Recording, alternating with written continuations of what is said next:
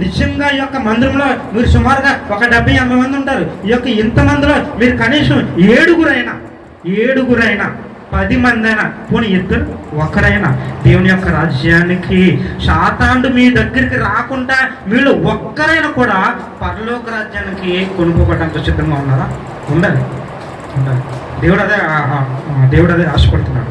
దేవుడి కలిగిన ఆశ ఏంటంటే, నా ప్రజలు, నాకు ఇష్టమైన జనులు ఎవరు కూడా లోకంలో త్వరలో రాబోతున్న కొన్ని భయంకరమైన శ్రమలు, ఆ భయంకరమైన శ్రమల్లో తిండి ఉండదు, వేసుకోవడానికి బట్టలు ఉండవు, ఉద్యోగాలు చేయడానికి స్థిరమైన ఉద్యోగాలు ఉండవు, సరైన పంటలు పండవు.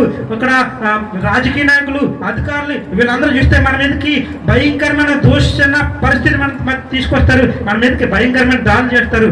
అలాంటి దాడుల్లో, అలాంటి భయంకరమైన దినాల్లో మీరు జీవించకుండా ఉండకూడదనే ఆ తల్లి గర్భంలో ఆ శిశువు ఎప్పుడైతే ఏ విధంగా పరలోక రాజ్యానికి వెళ్ళిపోయిందో, పరలోక రాజ్యానికి వెళ్ళిపోయే ఎత్తబడే సంఘంలో, ఈ కొనిపోయబడే స్థానంలో మీరు ఉండాలి. దేవునికి స్తోత్రం.